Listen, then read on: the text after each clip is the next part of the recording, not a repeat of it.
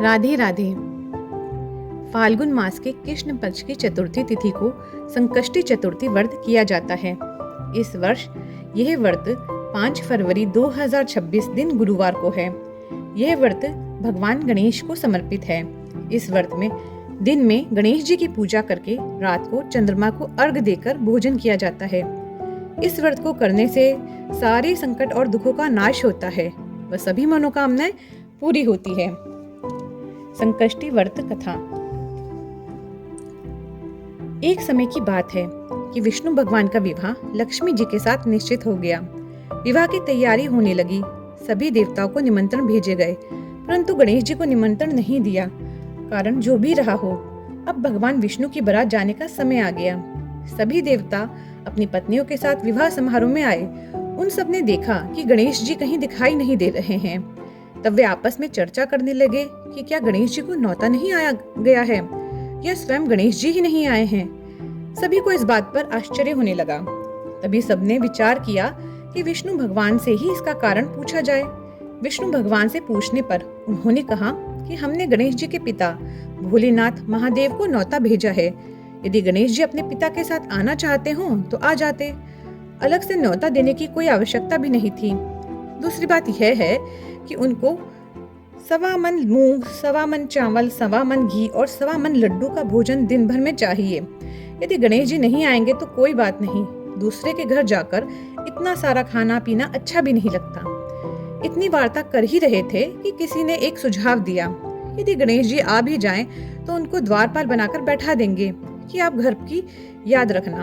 आप तो चूहे पर बैठकर धीरे धीरे चलोगे तो बारात से पीछे रह जाओगे। ये सुझाव भी सबको पसंद आ गया, तो विष्णु भगवान ने भी अपनी सहमति दे दी।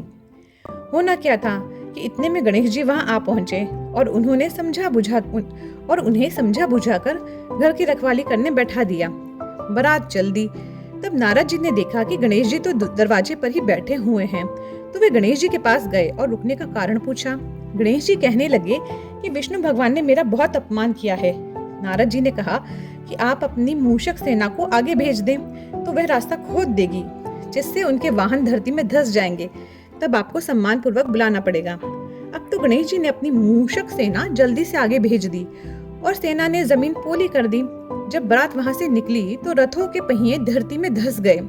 लाख कोशिश करें परंतु पहिए नहीं निकले। सभी ने अपने अपने उपाय किए, परंतु पहिए तो नहीं निकले, बल्कि जगह जगह से टूट गए। किसी की समझ में नहीं आ रहा था कि अब क्या किया जाए। तब तो नारद जी ने कहा, आप लोगों ने गणेश जी का अपमान करके अच्छा नहीं किया।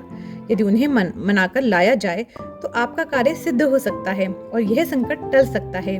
शंकर भगवान ने अपने दूत नंदी को भेजा और वे गणेश जी को लेकर आए। गणेश जी का आदर सम्मान के साथ पूजन किया। तब कहीं रथ के पहिए निकले।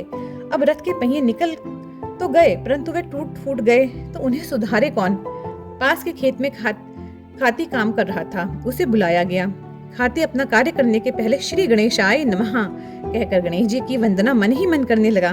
देखते ही देखते खाती ने सभी पहियों को ठीक कर दिया। वह खाती कहने लगा कि हे देवताओं, आपने सर्वप्रथम गणेश जी को नहीं मनाया होगा और ना ही उनकी पूजन की होगी, इसलिए तो आपके साथ यह संकट आया है।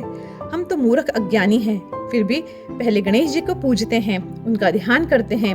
आप लोग तो देवतागण हैं, फिर भी आप गणेश जी को कैसे भूल गए। अब आप लोग भगवान श्री गणेश जी की जय बोल कर जाएं तो आपके सब काम बन जाएंगे और संकट भी नहीं आएगा। ऐसा कहते हुए बारात वहां से चल दी और विष्णु भगवान का लक्ष्मी जी के साथ विवाह संपन्न कराकर सभी सकुशल घर लौट आए। हे गणेश जी महाराज, आपने विष्णु को जैसो कारज सारियो ऐसो कारज सबको सिद्ध कर जो। बोलो गजानन भगवान की जय, भगवान गणेश की जय।